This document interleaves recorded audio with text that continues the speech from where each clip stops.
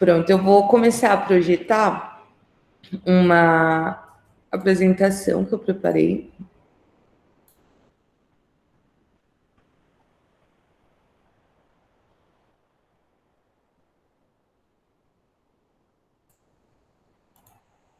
Vocês estão vendo? Alguém me confirma aqui no chat, por favor? Estamos sim. Ai, boa.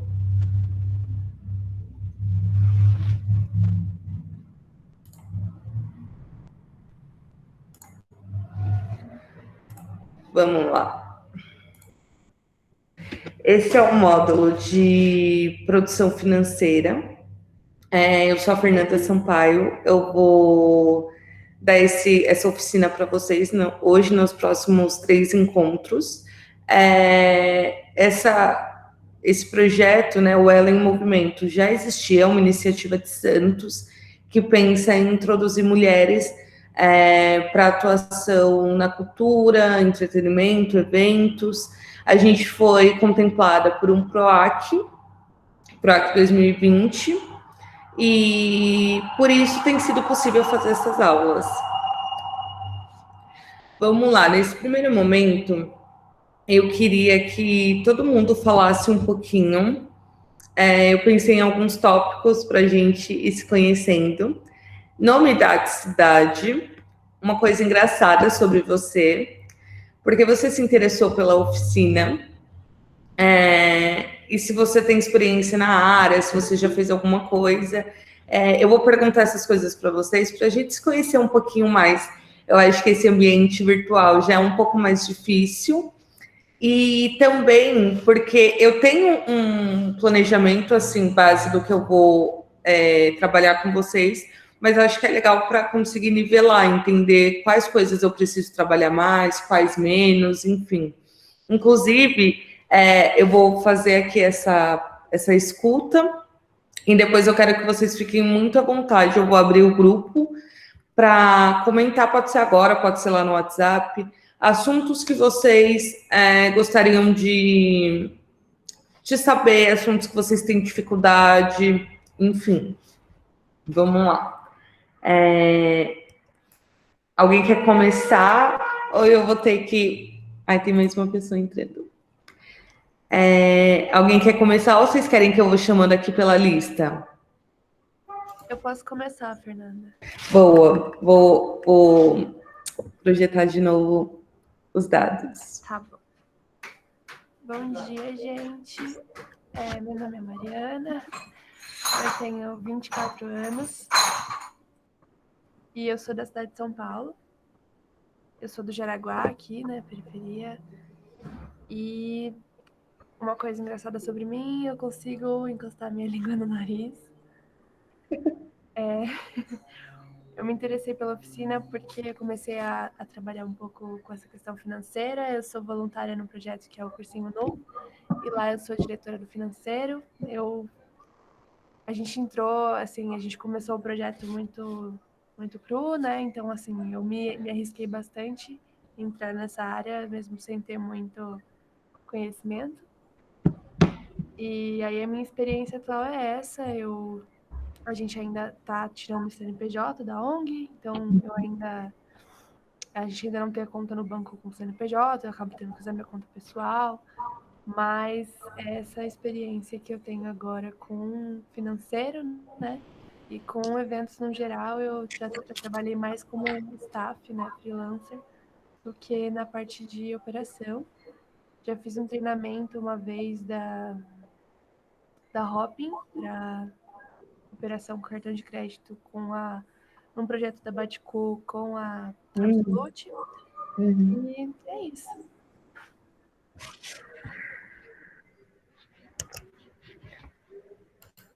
Eu acho. Meu microfone, eu vou deixar meu microfone aqui aberto para eu conseguir ir falando com vocês sem ter que voltar. Inclusive, quem quiser deixar a câmera aberta, fica super à vontade, para eu também vendo o rostinho de vocês. Eu acho. Só Oi? uma coisa. Ai, gente, eu não vou ligar a câmera hoje porque eu tô muito gripada e não tô conseguindo. Tranquilo. Mas ali onde você está apresentando, se você colocar para apresentar só uma guia e colocar essa guia da apresentação, aí você consegue ver a gente sem precisar ficar trocando. Aí você pode, na verdade, acho que você tem que colocar apresentar uma janela, porque você está no PowerPoint, né? Aí você não precisa, não deixa de ver a gente, nem a gente de ver o slide. Deixa eu ver aqui se vai funcionar.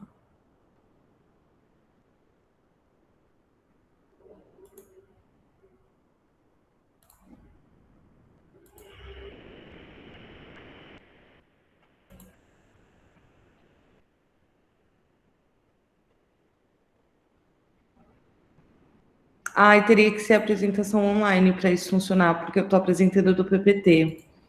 Por janela, não vai? Não, eu tentei agora. Falei, gente, eu já tinha tentado antes, mas eu falei, deixa eu tentar de novo. É, não vai.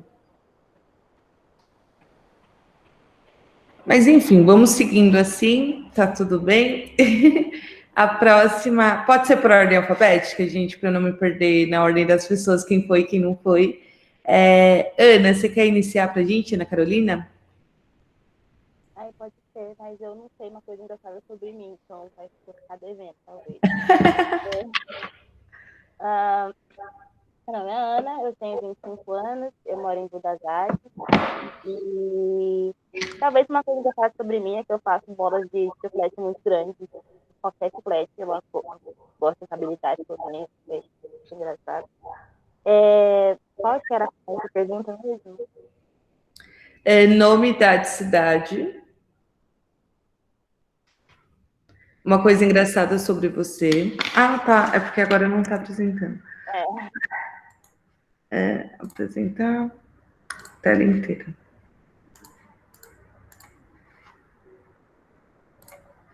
Prontinho.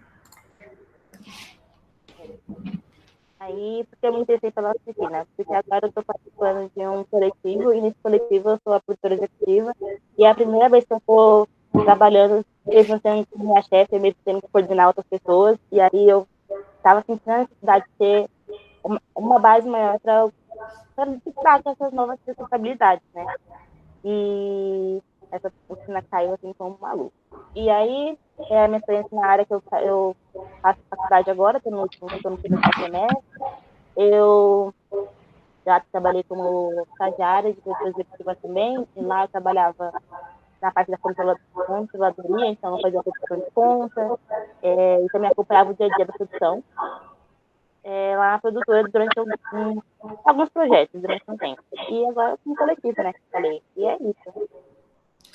Ah, legal, Ana. Gente, eu já estou entrando aqui no celular para poder ir puxando, mas vamos lá, enquanto ainda não logou. A Anagi Martins. Consegue? Tá aí. Ana Martins. Beatriz Andrade. Oi. Você fala um pouquinho sobre você para a gente? Falo sim. Eu sou a Beatriz, né? Eu tenho 15 anos e moro em Francisco Morato. Eu me interessei pela oficina porque eu achei que foi uma iniciativa bem legal e eu acho que vai ser muito importante assim para minha vida saber um pouco disso. E eu não tenho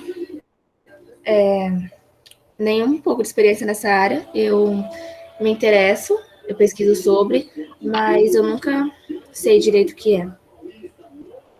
Ah, legal. Acho que vai ser legal a gente ter os próximos encontros aí. Ana Camila Santino, tá aí?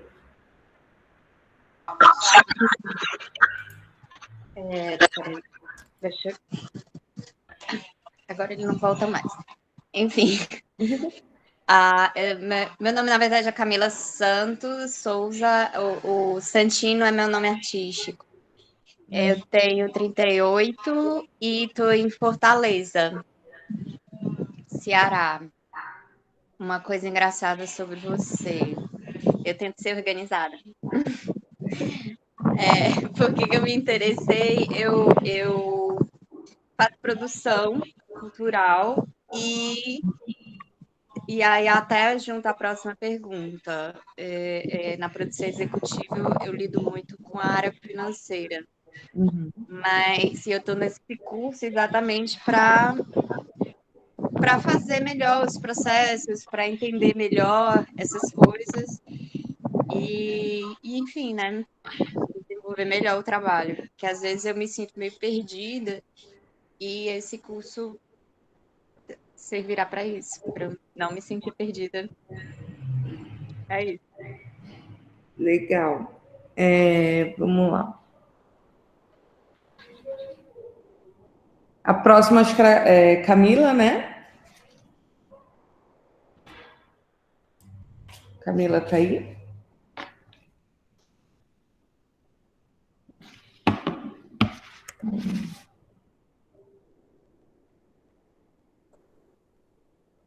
Camila, já foi Carla, na verdade, a próxima. Oi, bom dia. Bom dia. Peço desculpas a vocês, eu sou de Porto Alegre e aqui tá muito frio. Meu nome é Carla, eu tenho 39 anos, sou de Porto Alegre, como eu comentei ali. Uma coisa engraçada é que eu nasci em Porto Alegre e eu não gosto do frio, né? Como muita gente pode imaginar. Por que eu me interessei pela oficina? Porque eu já pensei em fazer um projeto semelhante aqui em Porto Alegre. E aí, antes de eu dar seguimento nele, uma capacitação que fosse, num primeiro momento, exclusivo para mulheres, eu encontrei essa oportunidade, então eu deixei um pouquinho ele em stand-by para eu poder ter mais informações.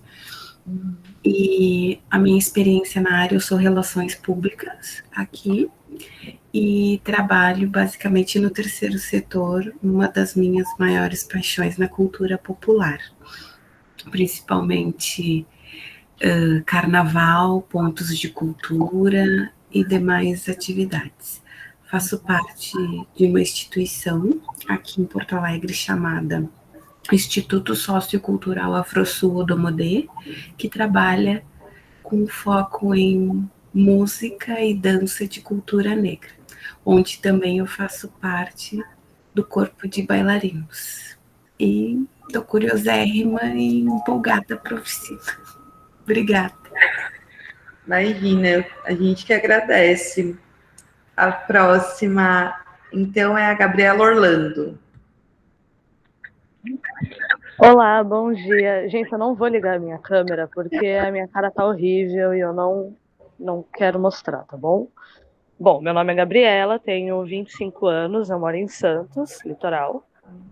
Uma coisa engraçada sobre mim, o fato de eu não querer ligar a câmera agora, acho bem interessante. Me interessei pela oficina porque tenho muitos projetos em mente e eu acho que para colocar eles em prática, a parte financeira ela é uma das mais importantes e às vezes o pontapé inicial, né? Às vezes a gente não consegue sair do lugar por necessitar desse tipo de informação. Por isso que eu corri atrás dela através desse curso maravilhoso. Tenho experiência na área? Não tenho. Cheguei a cursar no máximo ciências contábeis por uns 2 semestres, mas não é muito meu interesse. Acho que é isso. Nanda. Gente, pode me chamar de Fê, viu? Tá tudo bem. Obrigada. Carla, a Gabi já foi. Ó, eu já aqui, né? A Gabi já foi. Pode chamar também.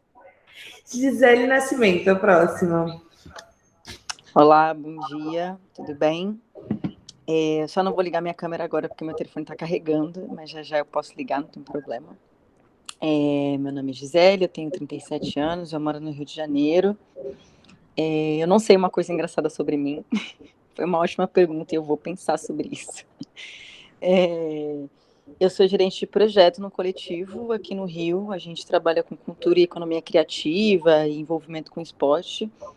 E a minha intenção com esse curso é melhorar os processos que eu já faço dentro do coletivo, que eu já cuido de toda essa parte de orçamento e produção executiva, captação de recurso, e ampliar os conhecimentos na parte de orçamento mesmo, organização e gestão. A gente teve a oportunidade de conseguir engatar alguns editais agora na Lei Aldir Blanc, mas eu percebi que foi uma grande dificuldade de fazer os processos. Então, acho que vai me ajudar bastante a ampliar nesse sentido em busca desses aportes. Então, é isso. Legal. Seja super bem-vinda. A próxima é Jasmine. Bom dia, eu sou a Jasmine, eu tenho 26 anos, eu sou da Baixada Fluminense, do Rio de Janeiro. Eu acho que não tem nada engraçado sobre mim, gente. Apesar de eu fazer faculdade de Química, eu estou terminando agora, bacharelado em Química, eu resolvi abrir um negócio voltado para a área de cosméticos, autocuidado, e aí eu preciso entrar mais nessa parte das finanças, para ter noção, né, do como eu vou ter que programar as coisas e fazer. E esse curso caiu maravilhosamente bem. Nesse momento que eu estou querendo começar novo, de uma nova área e novas oportunidades. E é isso, não tenho experiência nessa área financeira. Minha vida sempre foi muito voltada para a área da química, porque eu fiz técnico em química também, controle ambiental. E depois logo fui para a faculdade de química, fiquei muito na área acadêmica. E agora que eu estou tendo esse olhar para o comércio e tudo mais. Legal. Eu tô um pouquinho mais lerda na pós-apresentação de vocês, que eu tô anotando para depois ir adequando o conteúdo. Jasmine já foi. Joana.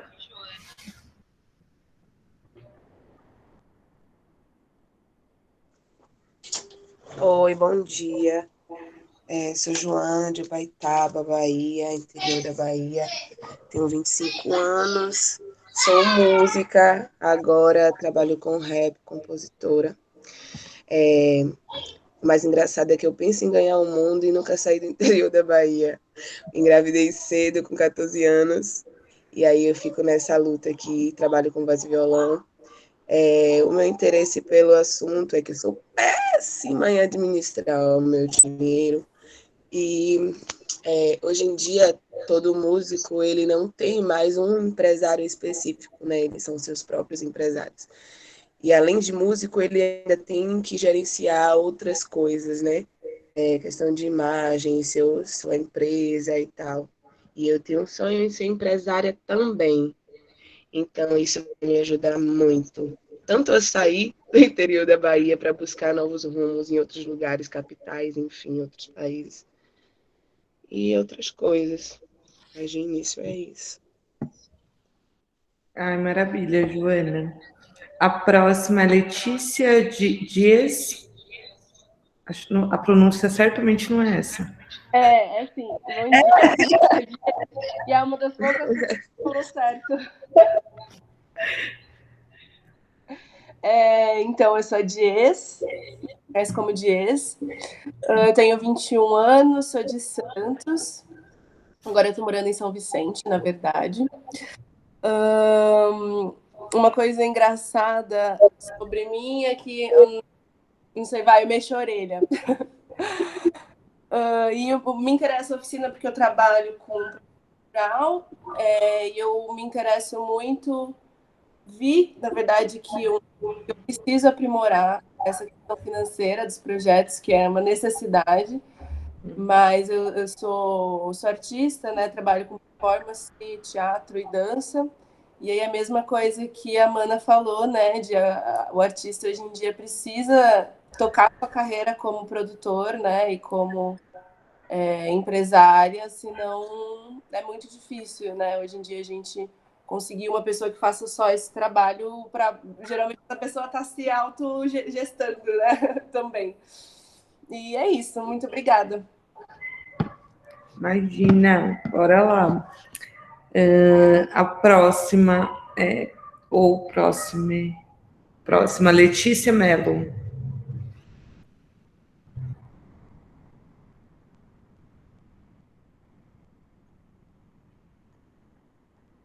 Letícia Mello.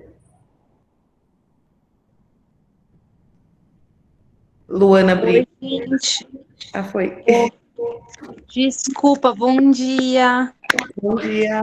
Tudo bem? Estava aqui apanhando do Google Meet. Eu sou Letícia, eu sou de São Paulo, Osasco. E trabalho desde os 13 anos.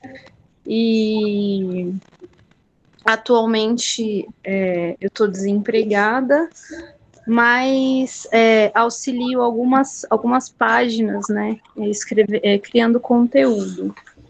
E eu tenho 32 anos, e uma coisa engraçada sobre mim é que eu gosto muito de fazer trocadilhos, né, com duplo sentido. Isso sempre foi muito natural em mim. E eu me inscrevi no curso para entender, né, como que uma pessoa que trabalha há tantos anos e não tem nada assim palpável, né, enfim, é isso. Legal, Luana. Não, Letícia, desculpa. Legal, Letícia. Luana Brito. Bom dia, gente. O meu nome é Luana Lassini, eu tenho 21 anos, eu sou de Cubatão. Uma coisa engraçada sobre mim, nossa, eu fiquei pensando muito. Eu acho que eu colocaria que eu sou muito avoada, tipo, eu sou muito viajada, sabe? Tipo, muito longe, cabeça nas nuvens, assim. E eu acho que é isso, porque eu me interessei pela oficina, eu sou autônoma, né? Eu sou transista e eu também faço bijuteria artesanal, então eu penso esses dois negócios. Fora isso, eu também permeio ali a produção cultural, eu faço parte de uma ocupação cultural que tem aqui na minha cidade, onde a gente promove eventos, oficinas, workshops e afins. E esse ano em específico eu tenho pensado mais sobre o afroempreendedorismo, né? Tem sido a minha pesquisa. Aí acompanho ela já faz um tempo, admiro o trabalho, inclusive. Daí pensei que seria interessante, porque achei amplo. Eu também não entendi direito, sabe? Tipo, sobre o que se tratava exatamente. Achei amplo, achei que podia somar. Muito feliz em estar aqui. Legal, Luana. Próxima é Maria Vitória.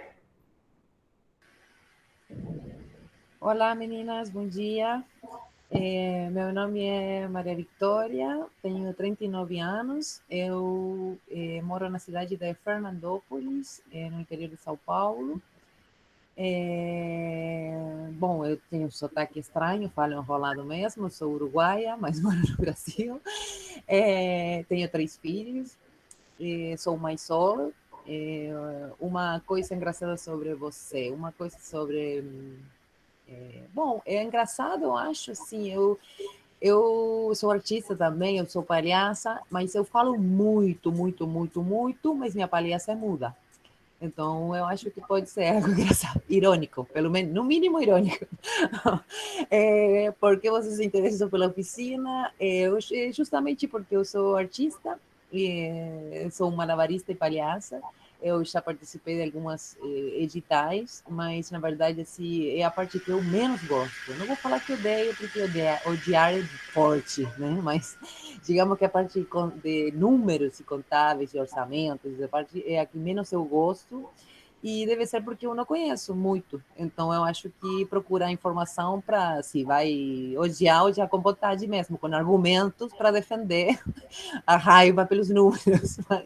Então, por isso que eu decidi me informar e acrescentar para esse lado, que eu acho que é fundamental na parte de poder crescer, né, dentro dos editais, do trabalho, projetar seu trabalho um pouco além, mas com uma base mais segura, né?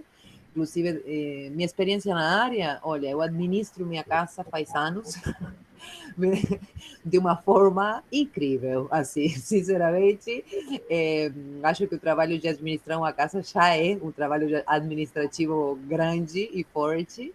E é isso, e alguns editais que eu participei, que eu tive que fazer a parte orçamentária, que realmente se fez bastante complicado, me levou muito tempo. Então, eu estou querendo acrescentar esse conhecimento para melhorar em todas as áreas, nas áreas doméstica e na área profissional também. Muito obrigada, feliz de estar aqui. Muito feliz que vocês estão aqui. A próxima é Mariana Marques. Fê, eu já fui a primeira. Ah, é verdade, perdão. Tudo bem. Rebeca Braga. Oi. Olá. Oi, gente, tudo bem? Bom dia. Eu me chamo Rebeca Braga, eu tenho 40 anos, eu moro em Belém, mas eu sou amapaense, né? Tem 5 anos que eu moro aqui em Belém, essa cidade que me recebeu muito bem. Uma coisa engraçada sobre mim, tem uma coisa que as pessoas acham hilária, mas eu não sei. Meu pai era padre e largou a batina para casar com a minha mãe. Então, é uma coisa que as pessoas acham engraçada. Mas eu sou péssima administradora do meu próprio dinheiro, mas curiosamente sou eu que cuido de toda a parte financeira dos projetos que eu coordeno, prestação de contas, compras, aquisição de equipamentos, enfim. Com isso, evidentemente, eu sou bem mais responsável do que eu sou com o meu próprio dinheiro. Por que eu me interessei pela oficina? Bom, eu trabalho com um projeto um projeto cultural que uma das fases dele é formação de produtores de áudio e produtores musicais e produtores culturais. A gente trabalha com oficinas. E a minha ideia é catar ideias aqui, metodologias, enfim, possibilidades de como é que eu posso aplicar o que a gente vai tratar nessas oficinas, nas nossas próprias oficinas, com os alunos de produção cultural, nas oficinas de produção cultural, né? A experiência que eu tenho, eu sou cantora, compositora, então a gente sempre, há muito tempo, muito antes dessa lógica do mercado mudar para a gente ter que tomar conta de tudo, né? Como eu era uma artista independente, sou ainda, eu sempre me produzi, né? Sempre produzi o show, sempre produzi tudo. Em 2018, eu viabilizei a gravação do meu primeiro álbum com recurso de edital, e fui eu que cuidei de toda a parte financeira, de toda a parte de contratação de serviço, de prestação de conta, tudo fui eu que fiz. Em 2018, ainda em 2018 também aprovei um outro edital, que é do projeto cultural que eu coordeno, né? E foi uma experiência grandiosa, porque era um recurso vultoso, né, que demandou compra de equipamento, pagamento de pessoas, pagamento de serviços, aluguel de coisas, enfim, uma série de questões, né? E estou trabalhando nesse projeto desde então. A gente aprovou esse edital em 2018, aprovamos Aldir Blanc, né? Um centro de produção musical com tecnologias digitais. A primeira etapa a gente sempre faz com oficinas, a gente não fez as oficinas com os recursos da Aldir Blanc, porque a gente está no momento de pandemia e a gente vai preferir fazer ele presencialmente do que online, até porque a gente trabalha com um público que é de vulnerabilidade socioeconômica e que tem dificuldade de acesso à internet, enfim. Então, a gente vai preferir fazer em um outro momento. E acho que é isso. Acho que foi isso que eu já fiz. Acho que é isso. Tudo isso, no caso. A próxima é Suzy Vieira. Oi, bom dia. Eu sou a Suzy, tenho 37 anos, eu moro em Santos. Algo engraçado sobre mim é que, assim, eu canto as músicas tudo errado. Eu decoro as músicas, a maioria das letras de músicas populares que todo mundo conhece, eu canto errado, assim, naturalmente, não sei. Isso, acho que é engraçado. Por que eu me interessei pela oficina? Eu sou malabarista, Meu companheiro é mágico. Eu já organizei algumas convenções de circo, também festivais de circo em São Bernardo, né? Eu sou de São Bernardo, né? Morava em São Bernardo do Campo, nasci lá. E eu não tenho experiência nessa parte financeira, eu não tenho muita, porque até muitas convenções que eu organizei, eu tenho um amigo que fez administração, ele cuidava dessa parte. Então, eu não tenho tanta experiência nessa parte financeira, na parte profissional. Apesar que na parte pessoal, eu até cuido bem das finanças. É isso. Legal, Suzy, obrigada. Próxima, Tainara. Bom dia, gente. Eu sou a Tainara, mas eu prefiro que me chamem de Thay. Eu tenho 27 anos e eu moro em São Vicente, aqui litoral de São Paulo. Eu fiquei pensando também um tempão sobre uma coisa engraçada sobre mim. E quando eu dou risada, tipo, eu acabo dando uma risada profunda, eu imito um som de porquinho algumas vezes. Acaba saindo. Mas, enfim, porque eu me interessei pela oficina. Eu sou articuladora social, né? Tenho uma ONG chamada Instituto Família Chegados. A gente trabalha com arte, cultura e educação. A gente fala que é da periferia para a periferia, né? A gente produz também alguns eventos aqui na Quebrada. Tem um projeto chamado Favela Fashion Week, onde a gente produz desfiles de moda, né? Aqui na periferia. A gente costuma fazer sarau também. E nessa vida, assim, de trabalhar com o terceiro setor, com projeto, escrever edital, muitas vezes eu me sinto sem controle, sabe? Para conseguir gerir as planilhas e tudo mais. Eu sempre tive muitas crenças limitantes quanto a dinheiro, quanto a financeiro, sempre tive medo de números, sempre odiei matemática e eu acho que isso criou uma barreira entre eu e números. E nesse ano de 2021 eu decidi que eu queria aprender mais sobre produção financeira, sobre finanças, sobre como me organizar pessoalmente, né, as minhas próprias finanças e principalmente as finanças do projeto, que daí é um dinheiro que a gente tem que reportar a terceiros e é sempre muito chato, prestação de contas, é algo delicado, precisa estar tudo certinho. E muitas vezes eu me sinto com muita dificuldade de fazer isso. Então, também um pouco da minha experiência nesse sentido, de ter escrito edital e de prestação de contas, de ter que cuidar dessa parte financeira do projeto, mesmo não tendo uma formação específica para isso, mas a gente vai se virando e vai aprendendo as coisas no meio do caminho. E é isso, assim, estou muito grata e feliz de estar aqui com tanta mulher incrível, adorei conhecer todas e estamos juntos. Espero que a gente construa algo bem legal durante esses próximos dias. Legal, Tainara, muito obrigada. Nada. Eu estou bem feliz, na verdade. A gente tem uma turma incrível, assim, então eu acho que os próximos dias vão ser bem, bem legais de troca. No início, assim, eu sempre peço para deixar o microfone fechado e tal, por conta de vazamento de som, mas vocês fiquem à vontade para questionar, acrescentar, perguntar, enfim, qualquer coisa durante mesmo a aula. Como eu comentei com vocês, alguns conteúdos já estão no programa, né, do que eu vou passar para vocês, mas pensando agora, ouvindo vocês, eu já incluí aqui no programinha de aula pelo menos alguns aspectos gerais sobre produção, sobre finanças pessoais, empreendedorismo versus finanças pessoais, né? O curso em si, ele foi pensado um pouco mais para a questão de produção financeira, isso pensando em eventos, em shows, em projetos, enfim, mais pensado para o lado cultural mesmo, de iniciativas culturais, mas a gente vai adequando aqui conforme for surgindo a necessidade. Vamos lá.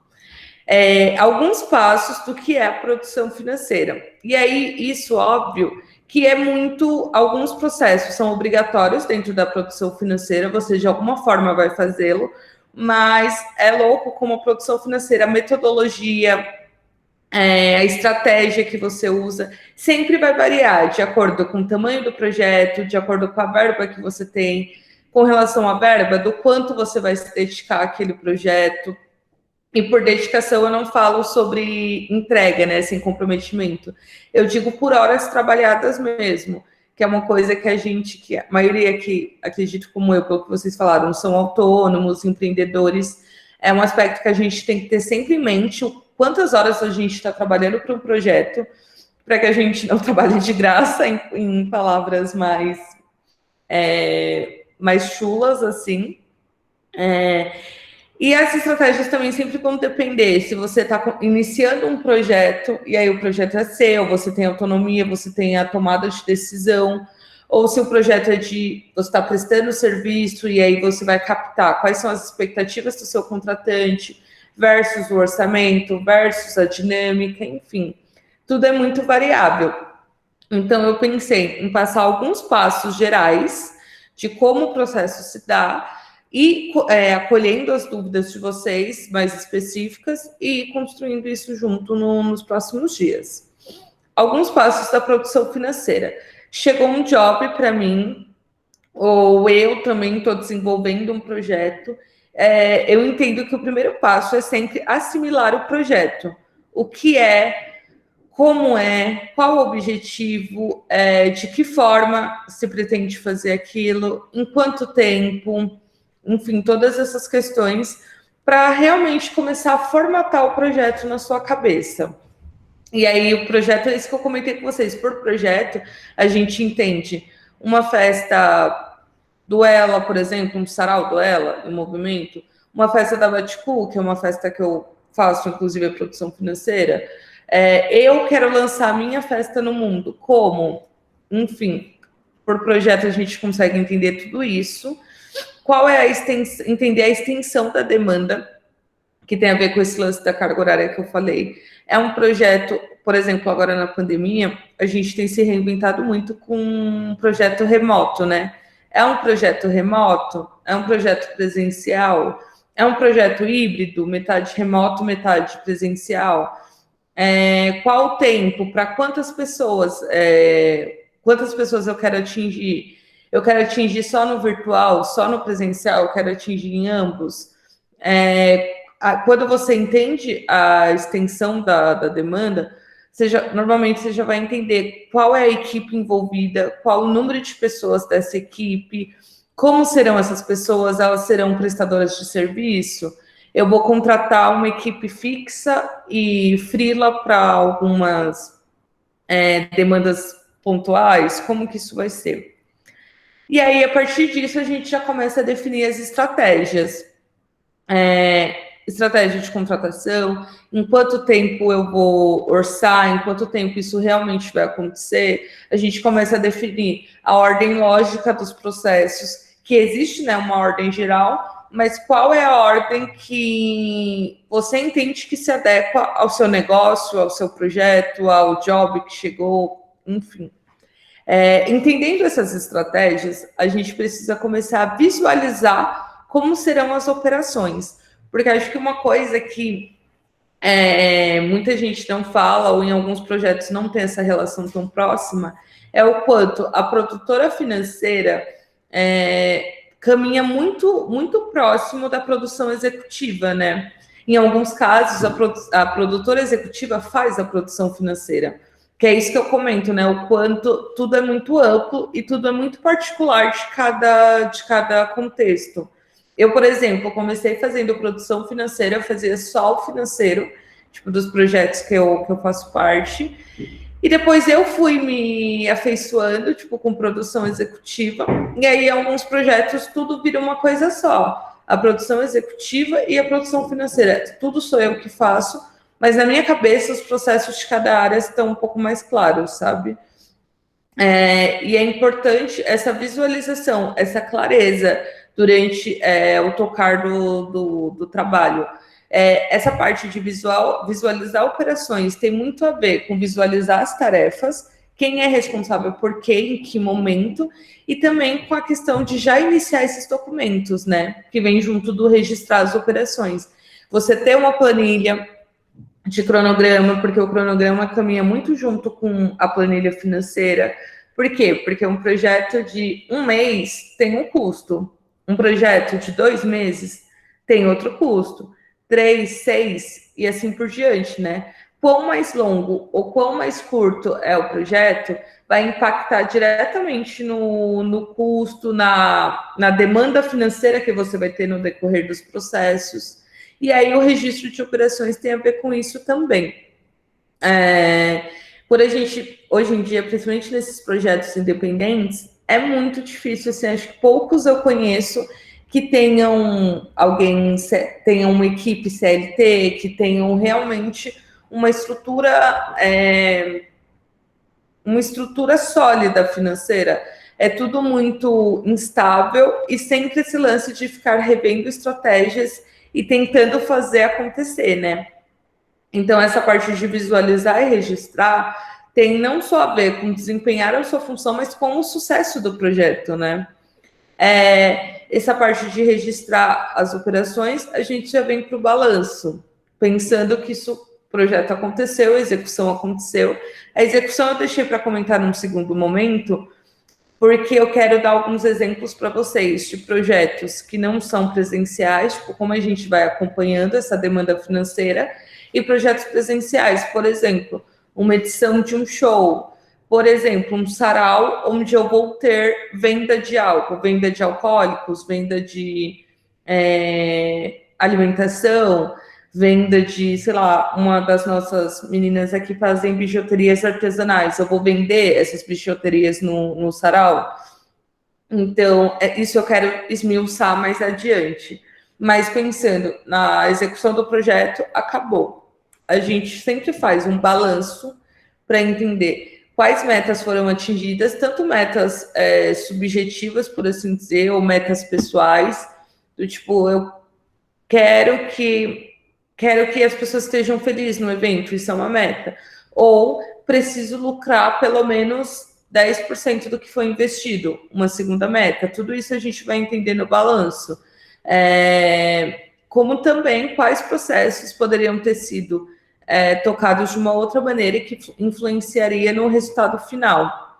E, por fim, a entrega dos relatórios, que isso depende de cada projeto também. Eu também vou trazer alguns exemplos, mas não é universal, né? Por exemplo, projetos como PROAC, Rouanet, Aldir Blanc, enfim, são projetos que têm um formato de prestação de contas, né, de relatório. Se você é contratado para fazer o financeiro dessa situação de shows, de eventos, edições de festa, a entrega de relatório também é um pouco diferente, né? Cada projeto vai demandar uma entrega de relatório. Então, aqui no curso, nessa oficina, eu quero passar para vocês fundamentos e estratégias de como ir trabalhando essas informações no decorrer do projeto, do job, para que no momento da entrega do relatório, isso seja feito de maneira mais tranquila, sabe? Que, inclusive, o financeiro tem muito a ver com isso, né? Cada tomada de decisão, ou cada conselho, sugestão, porque é isso, né? Em alguns projetos, a gente vai tomar a decisão, e aí você vai avaliar os prós e os contras para tomar a melhor decisão. Alguns projetos, a gente, enquanto financeiro, vai aconselhar o dono, o investidor, o idealizador do projeto. A gente, enquanto financeiro, vai sugerir quais os melhores passos, qual a melhor decisão dentro da nossa análise que envolve tudo isso, né? E acho que ter esse step by step, esse passo por passo, facilita muito todo e qualifica muito todo, né? Eu vou começar um pouquinho sobre cada eixo, como que eu costumo trabalhar, ou como que eu aconselho que sejam feitos. Se vocês forem super à vontade para ir encaminhando, eu estou vendo aqui no celular, mas se eu também não conseguir ver o chat a tempo, é só abrir o microfone que estamos por aqui.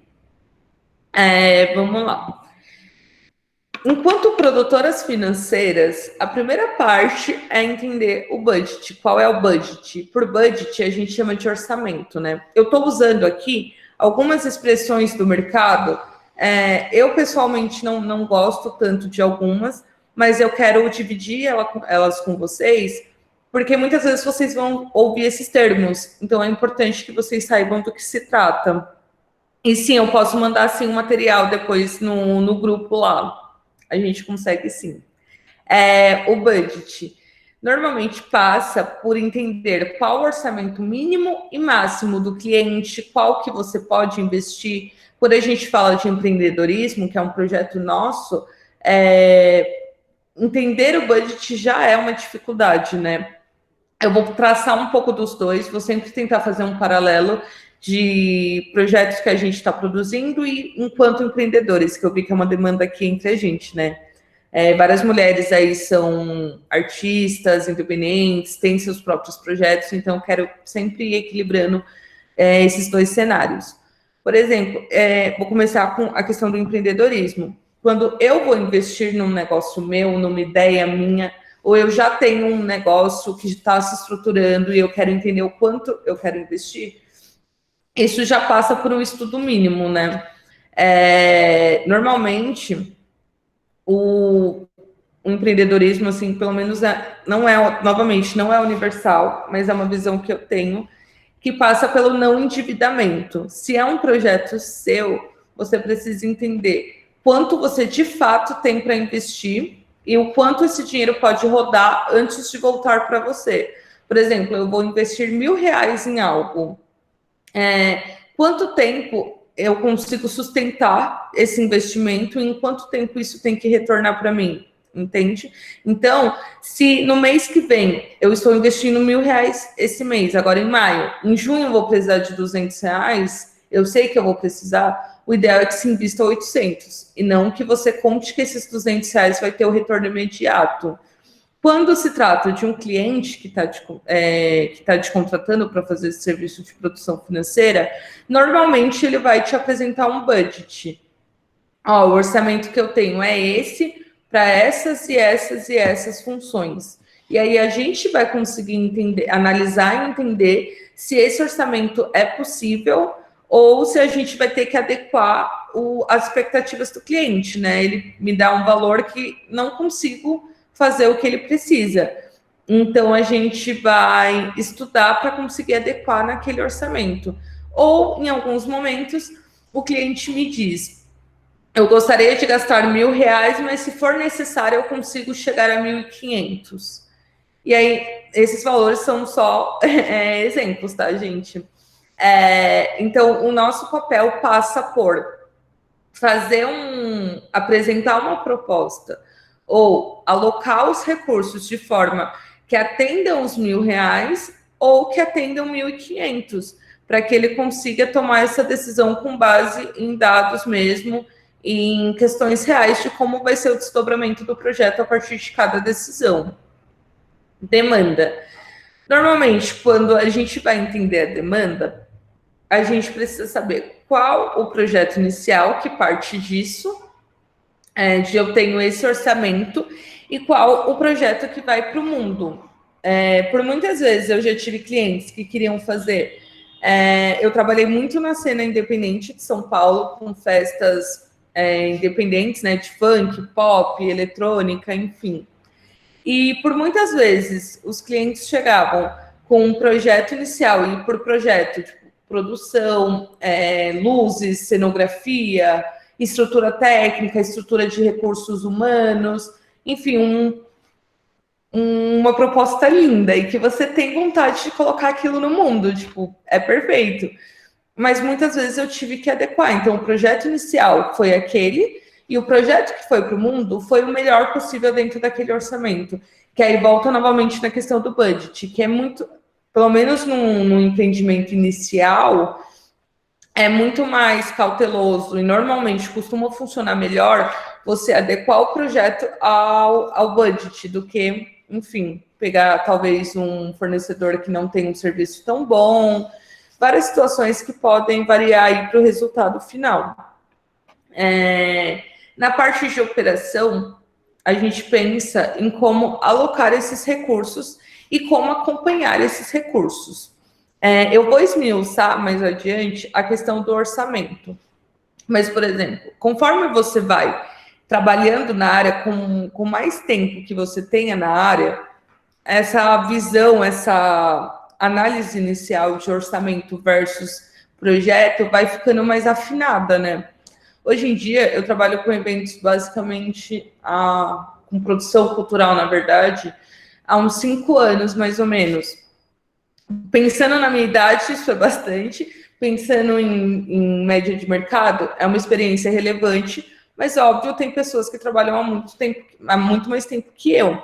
E só na minha experiência, eu consigo perceber o quanto lá no início, as primeiras planilhas que eu fiz, tinham muitos furos, tinham questões que eu não previ. Às vezes eu entendia que um sistema de som ia custar, novamente, assim, exemplos totalmente fictícios. Eu entendia que um sistema de som ia custar R$1.000, eu previa no momento de formatar o projeto. E aquele sistema de som que eu queria custava 3, 4 mil. Nunca tive assim lapsos gigantes, mas a gente vai percebendo essa expectativa da planilha que você monta inicialmente e quando você de fato começa a fazer orçamentos e a cotar e a fechar esses serviços, o quanto vai mudando, sabe? E que é natural, gente, é uma coisa que vocês vão, o feeling, né, o famoso feeling, a bagagem, a manha, por assim dizer, é uma coisa que você vai pegando no decorrer do processo. Não existe fórmula, não tem como a gente iniciar já sabendo todos esses valores e já tendo essa precisão no orçamento, enfim, em todos os outros processos. Fernanda? Oi? Eu posso compartilhar uma experiência? Claro.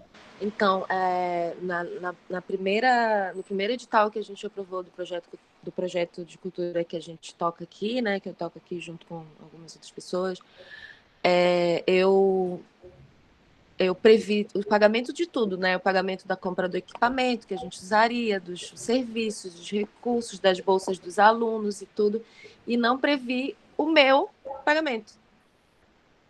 Nossa. Tipo, quando chegou no final das contas, eu estava trabalhando igual uma louca, né? Eu tinha meu trabalho, eu estava com trabalho e tal, mas aí, tipo, eu não previ o meu próprio pagamento. E é uma coisa que outro dia a gente estava conversando aqui com algumas amigas que são produtoras culturais, sobre como a gente meio que também foi convencido de que esse trabalho que a gente faz, ele deve ser por amor, sabe? Isso é muito complicado. Não deve e não pode. Então, se paguem, né? Prevejam pagamentos para vocês nos seus orçamentos, porque ninguém tem que trabalhar de graça, mesmo que seja um projeto seu.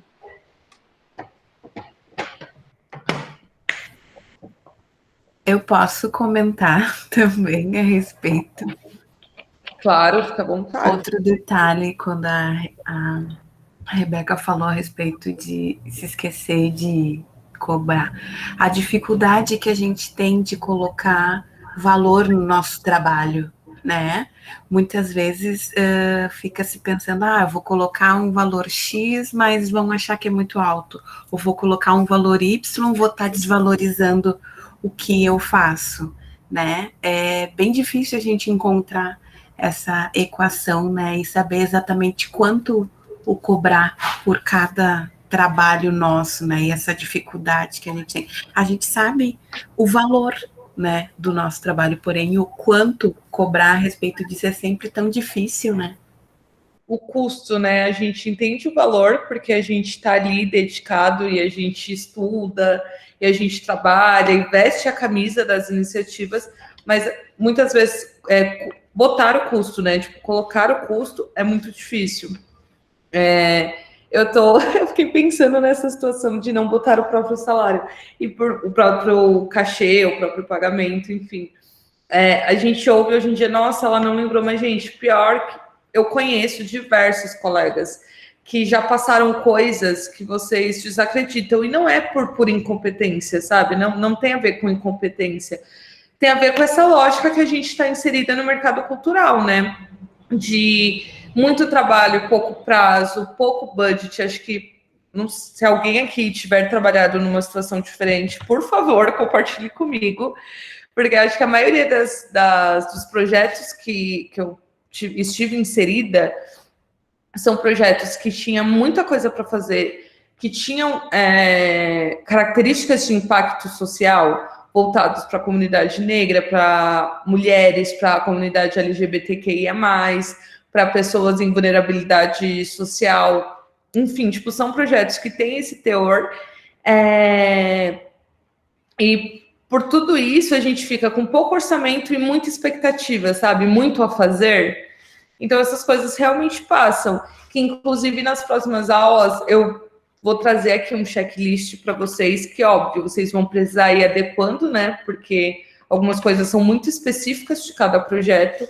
Mas, inclusive, o checklist é uma estratégia que eu uso, assim, sempre. Teve épocas que eu fazia 8 eventos por mês, assim, grandes eventos. E eu fazia o checklist nos 8 eventos. Porque é isso, por muitas vezes a gente vai esquecer uma logística aqui, uma logística ali, uma alimentação aqui, um Uber, enfim, um carro, né? Uma locomoção que a gente mesmo ou as pessoas que estão trabalhando com a gente vão precisar fazer. Enfim, eu acho que existem estratégias para ir amenizando essas passagens, por assim dizer, né? Mas não quer dizer que não aconteça nunca.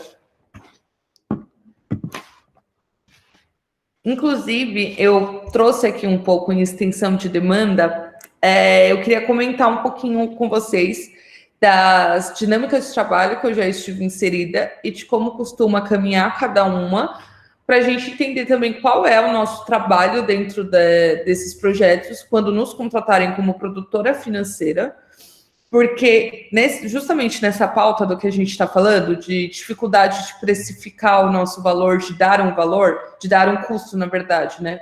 E que passa pelo processo de autovalorização. A gente tem essas dificuldades. Então, eu acho que é muito, muito, muito importante a gente ter em mente quais são as nossas funções e quais funções a gente pode fazer, mas a gente precisa adequar o cachê que vai ser cobrado, sabe? Normalmente, as produções estão divididas em 3 eixos. E aí, em alguns projetos, pode ser que, como eu comentei, né? Pode ser que a executiva faça a mesma coisa que a financeira, pode ser que a produtora executiva acabe fazendo um trabalho de campo, e tá tudo bem, sabe? Cada projeto vai entender o que funciona melhor para si, mas quando a gente for solicitada de orçamento, quando a gente for estipular os moldes dos quais a gente vai trabalhar, eu acho muito importante que a gente tenha bem escurecido quais são esses pontos, sabe? Para que a gente consiga ser pago adequadamente, consiga ter uma estrutura de trabalho razoável, enfim.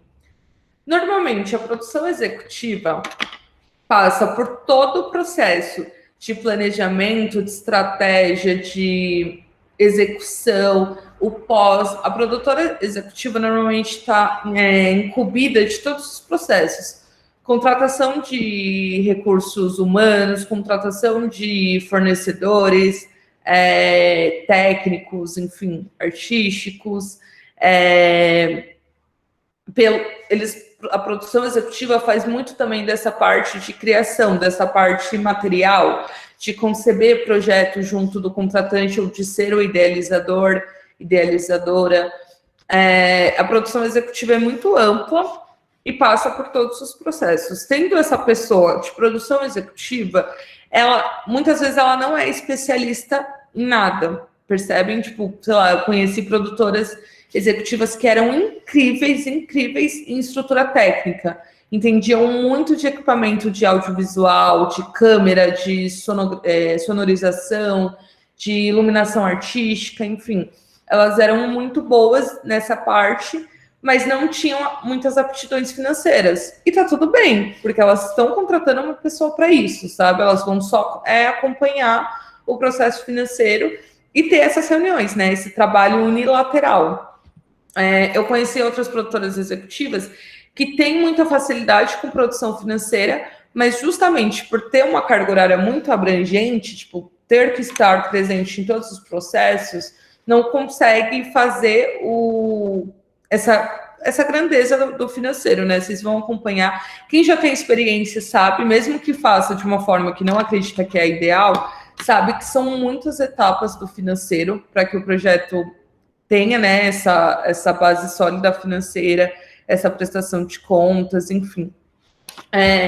E aí a produção financeira está envolvida em todos esses processos que a gente está aqui diluindo, né? E aí, muitas vezes, a produção financeira vai ter autonomia sobre todos os processos, sobre fazer 3 orçamentos e avaliar qual qual fornecedor me apresenta a melhor proposta, no famoso custo-benefício, né? Tem produtora financeira que vai só fazer os orçamentos, só tudo isso. Tem produtora financeira que vai fazer os orçamentos e vai encaminhar para a produção executiva, ou para a diretora, ou para a gerente, ou para quem toma essa decisão. Então, tudo varia muito. Mas o produtor financeiro, ou produtora financeira em si, já tem algumas funções que são muito suas. Cuidar dessa parte mais burocrática de orçamentos, arquivar orçamentos, qual é a forma de contratação, é PJ, é CLT, de que forma a gente vai pagar essas pessoas, alocar realmente esses pagamentos no decorrer do mês, do mês, se for um projeto de um mês, dos meses, se for um projeto trimestral, semestral, enfim. Como ter, basicamente, o objetivo final é como ter todas as pessoas pagas, né, naquele mês, falando em projetos maiores, né? Como ter todo mundo sendo pago em dia e mantendo a lucratividade do projeto, ou minimamente a manutenção do projeto. E alguns projetos têm a produção de campo, que a produção de campo vai depender de cada área, mas, por exemplo, num cenário de show, de eventos para entretenimento, de baladas, enfim, a produtora de campo seria a que vai fazer tudo presencial no dia, acompanhar a montagem, acompanhar a chegada das equipes, garantir que tudo esteja sendo feito conforme o combinado, e por muitas vezes a gente vai suprir essa pessoa de campo de informações. Fechei com um eletricista. Qual foi o escopo dele de trabalho? Ele vai fazer isso, isso e aquilo? E, por muitas vezes, a gente vai precisar do respaldo da produtora executiva para passar qual é o escopo que ela espera desse profissional, sabe? No fim, mesmo que cada um tenha a sua função e a sua responsabilidade sobre o processo de produção ele é muito horizontal, né? Ou pelo menos deveria, ele é muito unilateral. Eu falo muito hoje em dia, aprendi com outras pessoas sobre isso, e acho que eu não conheço uma produtora que discorde. Produção é feita de pessoas. Você precisa ter a comunicação muito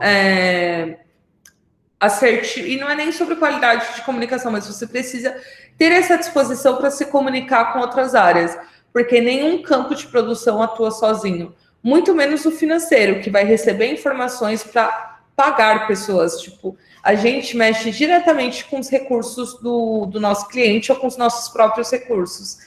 E atualmente, no mundo que a gente vive, mexer com dinheiro acho que é uma das coisas mais, se não a mais importante num projeto, né?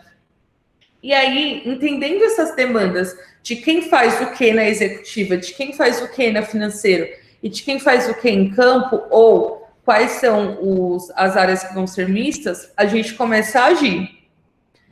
Por que tudo isso é importante? Que passa por isso que eu venho falando para vocês. Cada tomada de decisão é substancial para o resultado final. Seja uma decisão sua, seja uma decisão da sua equipe. E aí, por exemplo, quando é uma área que envolve financeiro, por exemplo, fechar um fornecedor, a produtora executiva define que quando é ela que decide, eu tenho 2 orçamentos, um de 1.000, um de 1.500, um de R$2.000. Quando ela decide fechar o de R$2.000, isso afeta a minha área, certo? Porque eu vou ter que realocar ali uma verba maior do que o que eu tinha esperado, ou maior do que a que eu alocaria. Eu escolheria mais barato, mas por que ela escolheu mais caro?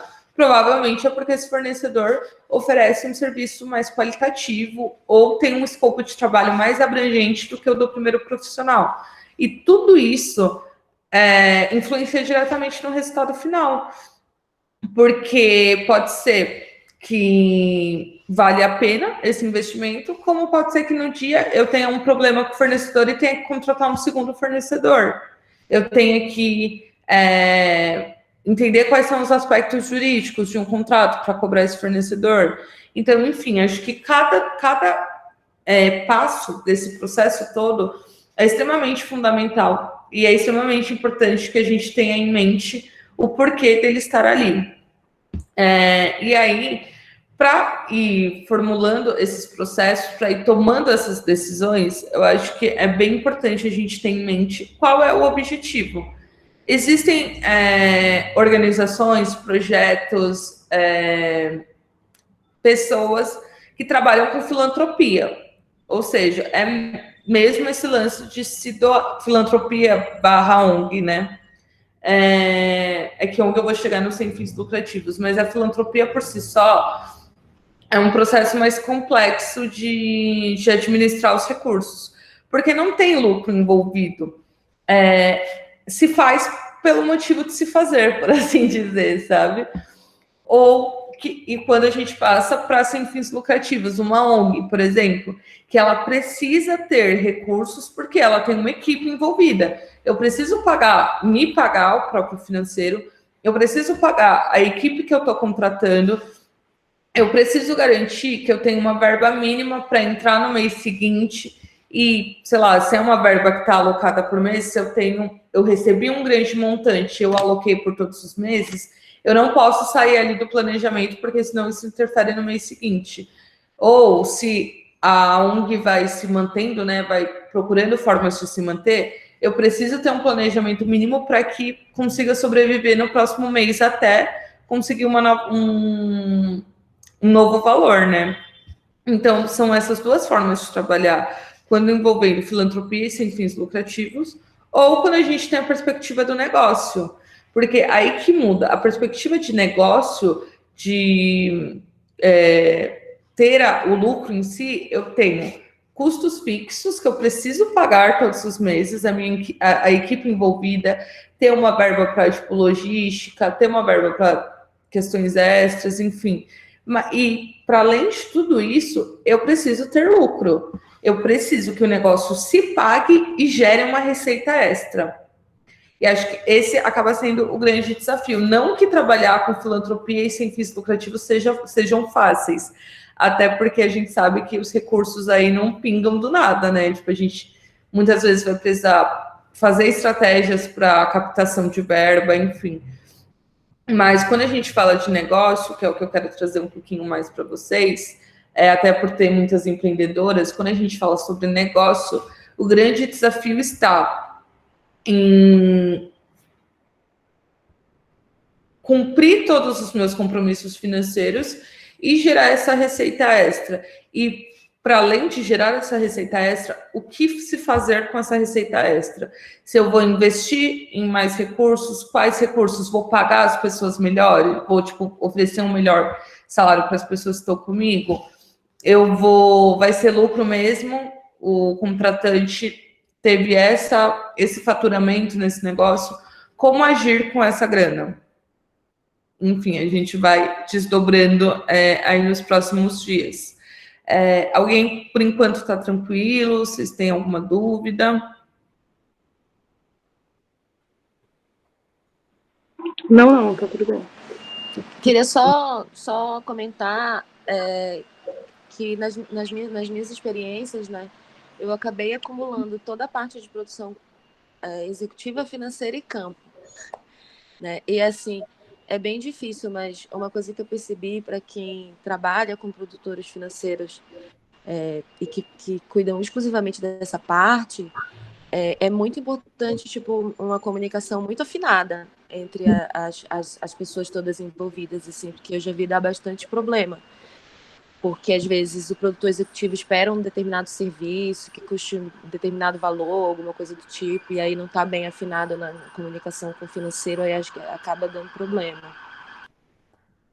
Nossa, total. Essa é uma demanda muito real do nosso mercado independente, né? O mercado de cultura no Brasil, ele é independente.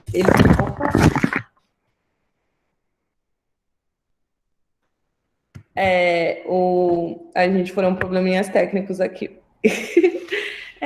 O mercado de cultura no Brasil, ele é 100% independente.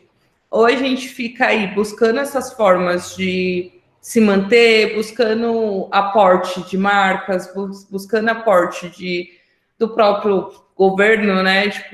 Público, enfim. Então, é muito louco como essas dinâmicas, pensando... O ideal é que a produção fosse minimamente dividida por campo, executivo e financeiro, no mínimo. E sendo um projeto muito maior, a gente incluiria assistentes, por exemplo, eu conheço projetos grandes que tem uma produtora financeira ali, que está no cotidiano, está nas reuniões e tal, e ainda tem um escritório de contabilidade, que faz essas partes mais específicas de recolhimento de impostos, tudo mais, que isso, inclusive, é uma questão que eu fiquei aqui na mente, legal você ter trazido isso, esse acréscimo, porque eu fiquei na mente no início, eu marquei aqui para falar e não falei. Uma de vocês falou algo como, mesmo não tendo formação na área, a gente vai se reinventando e vai tocando, né? Eu acho que hoje em dia isso serve para o mercado no geral, né? Não só para finanças, não só para produção. Mas hoje em dia não existe mais o processo real de você precisa fazer tal faculdade para trabalhar em tal área, para desempenhar tais funções. A gente precisa de acúmulos, a gente precisa de bagagem. Tipo, o curso daqui, espero eu, que vocês saiam depois dessa oficina preparadas para ter um desempenho, sabe, legal nos projetos. Não necessariamente vocês precisam sair daqui e fazer contabilidade. E aí é entender essas dinâmicas, justamente por a gente produzir de maneira tão independente, ter projetos nossos, ter projetos que acreditam em impacto social, tem muito a ver também com rever as políticas de contratação, sabe, políticas internas. Eu conheço muita gente que faz financeiro e muito bem, gente, tipo, muito bem, e que nunca pisou numa faculdade de administração na vida, nunca pisou numa faculdade de contabilidade. É muito doida essa questão mesmo do quanto em projetos independentes, ou você acumula tudo e aí você fica sobrecarregada, porque realmente são muitas demandas e são muitos processos, dependendo da extensão do projeto. Viu? Eu sou de letras. Dependendo da extensão do projeto, você vai ficar sobrecarregada se você acumular todas as funções, emocionalmente, fisicamente, o que acarreta em erros. Por isso que a gente aconselha muito, assim, eu, pessoalmente, sempre aconselho a ter um profissional pensado para aquela área, para aquela demanda, porque ele vai se debruçar sobre aquela demanda, ele é especialista naquilo, ou pelo menos ele tem um feeling sobre aquilo. Então, ou você vai acumular tudo e vai ficar totalmente sobrecarregada, e isso, inclusive, gera mais erros, ou você vai ter uma pessoa para cada área, mas para isso é super importante, real, que as áreas estejam alinhadas. Óbvio, gente, hoje em dia eu tenho uma qualidade de trabalho um pouco melhor por processos que eu fui implantando, por pessoas que trabalharam comigo, assim, e todo mundo entender a dinâmica e construir uma lógica de trabalho que funcione para todo mundo.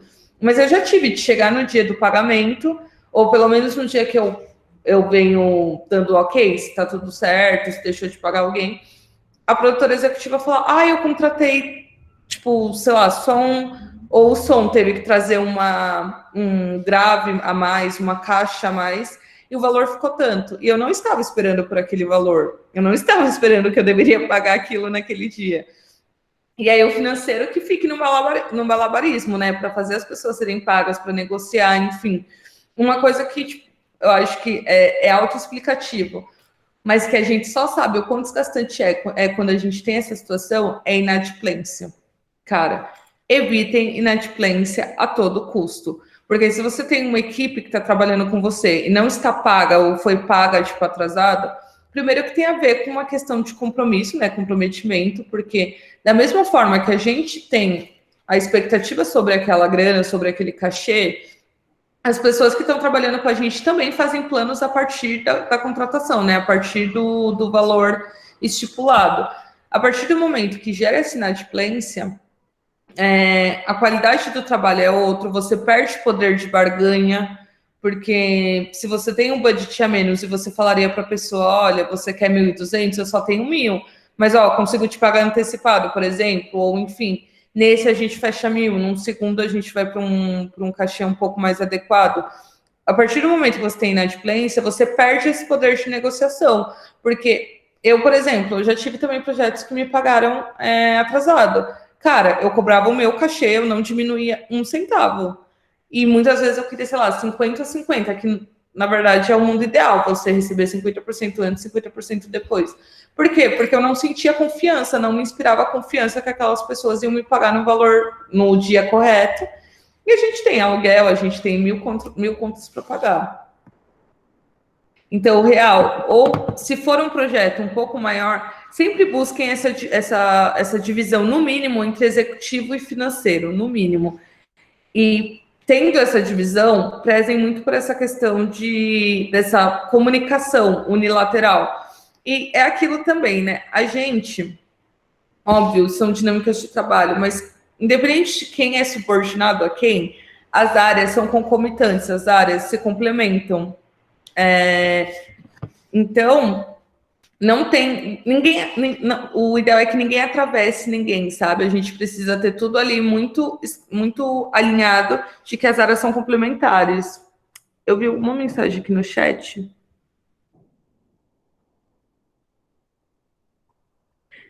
Em projetos, Camila, você diz em projetos grandes, tipo, ter 3 funções, você não sabia que isso era possível, é isso? Sim, porque tipo, alivia muito o trabalho da produção executiva ter alguém só para isso. Uhum. E nos modelos que eu vi, tudo bem, né? Eu trabalho com projetos pequenos, então não dá para ter ainda, mas minha missão de vida é ter uns bem grandões com muito dinheiro. Então, é massa saber que eu posso botar no orçamento uma produtora financeira, porque alivia bastante o trabalho. Nossa, com certeza. Não só pode, como deve. Porque é isso. Em projetos menores, a gente tende a acumular basicamente por falta de verba, não porque a gente não queira mais profissionais somando com a gente. Aquele velho lance de 2 cabeças pensam melhor que uma cabeça, né? 3 melhores que 2 e assim por diante. Mas em projetos grandes, eu desconheço qualquer edital que tenha reprovado um projeto porque tinha, sabe, dividido por funções. Inclusive porque um PROAC, por exemplo, é um projeto grande. Ele tem que ser executado, né, 1 ano, por exemplo. Normalmente tem 1 ano aí de execução, dependendo do edital. Para você executar o projeto em 1 ano, é muita coisa, mês a mês, né? A demanda é bem grande. E eu trouxe aqui um esmiuçado, porque a gente falou qual o objetivo, por que é importante, os modelos de produção. A partir daí que eu entendi o projeto, quais são os objetivos, quais são as demandas gerais, se ele é com fins lucrativos, se não é, eu recomendo, né, que a gente faça um cronograma. E o cronograma, não necessariamente quintal, óbvio, o ideal de um cronograma é que você vá seguindo religiosamente os dias. Mas, num primeiro momento, a gente vai esmiuçar um cronograma, pelo menos para conseguir determinar custos fixos, custos esperados, para além dos fixos, e custos extras. Em custos fixos, normalmente, a gente inclui os custos de equipe. Produtor executivo, produtor financeiro, se o projeto ele é presencial e o local onde vai ser executado não é a minha casa, não é um local de propriedade minha, eu vou ter que alugar o espaço. Então, locação, alimentação é um custo fixo, as pessoas precisam comer, as pessoas precisam de deslocamento. Óbvio que essa questão, por exemplo, de alimentação e logística vai muito da forma como as coisas são negociadas. Hoje em dia, se trabalha muito com PJ, né, com MEI. Normalmente, quando você contrata uma pessoa, um profissional via MEI, ele já vai te passar um orçamento incluindo alimentação e logística. Mas em alguns casos, por exemplo, pode ficar mais barato que você contrate a logística e você contrate a alimentação, porque você vai fazer isso para a equipe inteira, né? Então, são mais pessoas aí, o que faz, normalmente, né, faz com que o orçamento fique mais baixo. Então, são coisas que você sempre vai pensando. Nesse momento que eu costumo muito usar o checklist. Eu vou mostrar para vocês uma planilhinha daqui a pouco.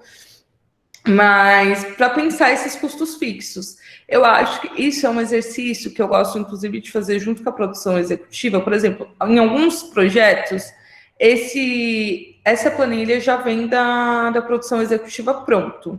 Eu só vou, de fato, iniciar o processo de orçamento, enfim. Tem vezes que essa planilha é feita em conjunto com a produção executiva. A gente faz uma reunião, fica aqui no Google Drive, por exemplo, né, que é um documento que você vai atualizando em tempo real, e a gente vai fazendo junto. Ó, tem essa função, o custo aproximado deve ser esse. E tem algumas dinâmicas de trabalho que a gente, enquanto financeiro, vai fazer essa planilha. E aí, normalmente, o que eu recomendo nesses casos? Fazer essa reunião inicial para que a gente consiga assimilar em detalhes quais serão as demandas.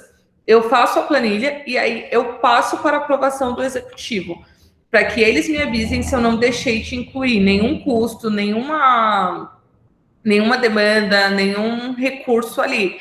Porque eu, por exemplo, eu já fiz de show a... Tipo, fugiu o nome agora. Exposição. Eu já fiz grafite. Tipo, são demandas muito distintas, né, cara? Tipo, para você fazer um empena de grafite, antes de eu fazer, eu nem sabia a diferença entre um rolo de lã e um rolo de espuma, porque eu não estava familiarizada com aquilo. Mas em custos muda muita coisa. Não sabia a qualidade de tinta. Então, acaba sendo sempre esse processo unilateral de você aprender ali com quem está mais à frente do job. Por isso que eu recomendo isso. Se forem processos em que vocês vão fazer a planilha, a produtora financeira vai fazer a planilha, faz essa primeira reunião de imersão, kick-off. Quando alguém te fala, vamos fazer uma reunião de kick-off, normalmente é o start ali, aquela reunião que vocês vão assimilar tudo para começar a trabalhar. Façam essa reunião, anota direitinho. Se você tiver dúvida que te pareça ridícula, não, nunca é ridícula. O financeiro não tem obrigação de saber sobre as especificidades de cada projeto. Inclusive, a gente não tem como saber sobre as especificidades dos mais diversos projetos. A gente vai construindo isso, vai perguntando e vai aprendendo. Num segundo trabalho que você for fazer para o mesmo segmento, você vai estar mais familiarizado.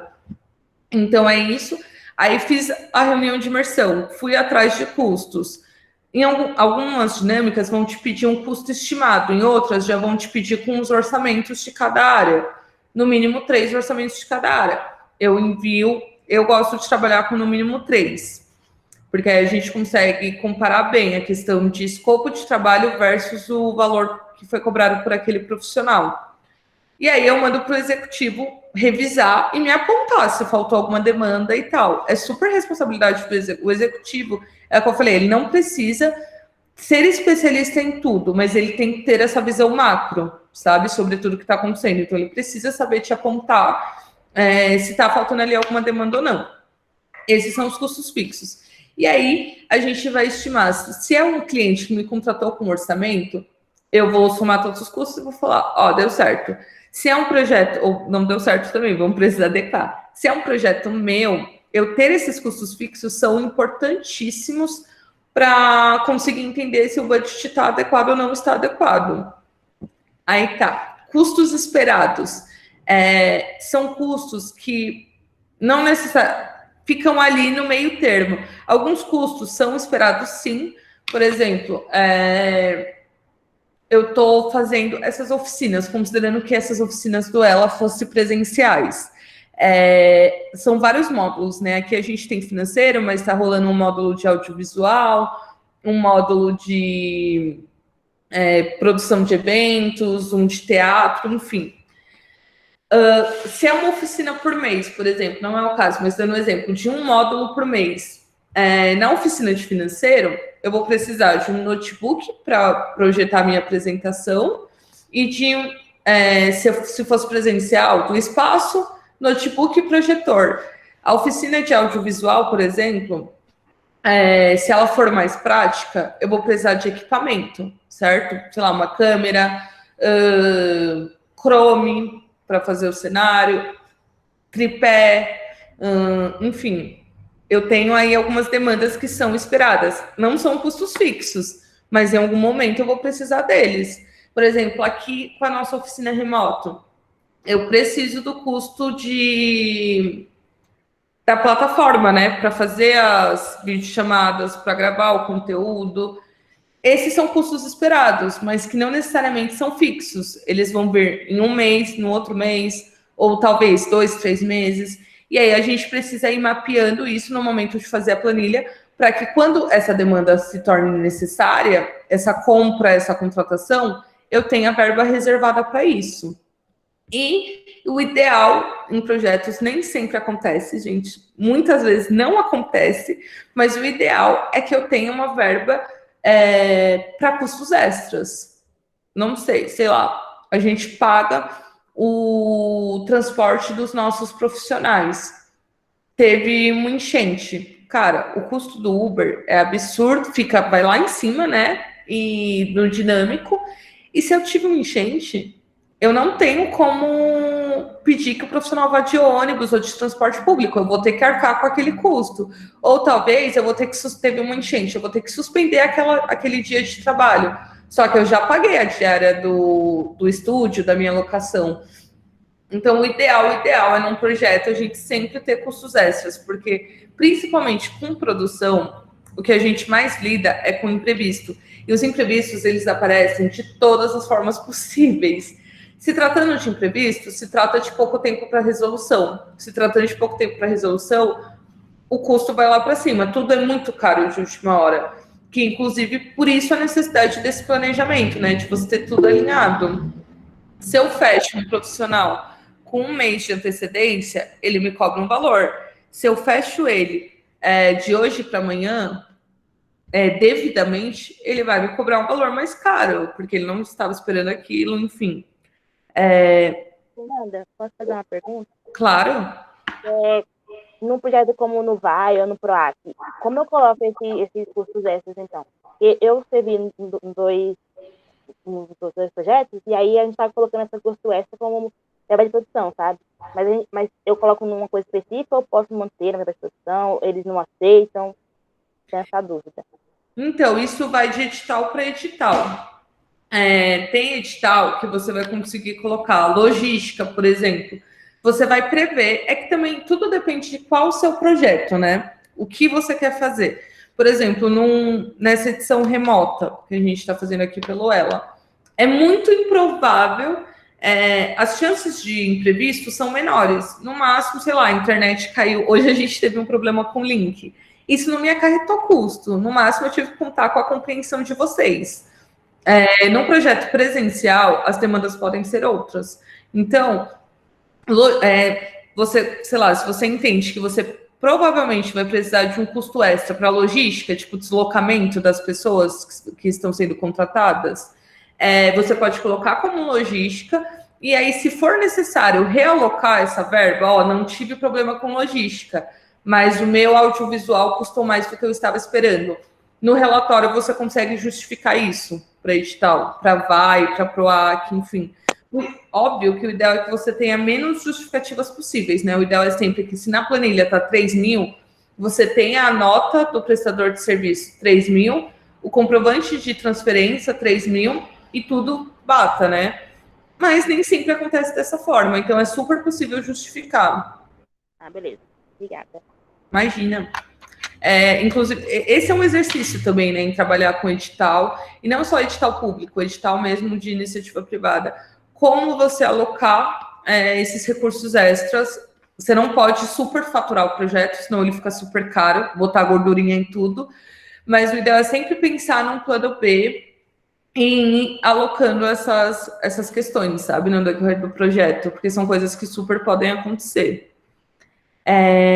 Gente, eu tô pensando em fazer um intervalinho agora, por volta do meio-dia. Banheiro, tomar uma água, alguma coisa. Eu acho que 20 minutinhos dá. O que vocês acham? Beleza? Perfeito. A gente não perde tanto tempo, mas aí também consegue dar um... Por mim, tudo bem também. Eu vou fechar o call, só porque eu tô gravando.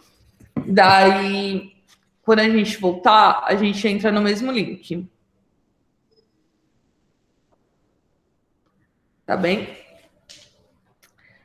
É isso, então. A gente tá parando aqui, ó, 11h50. Dá para voltar aí meio-dia e 10. Tá bem.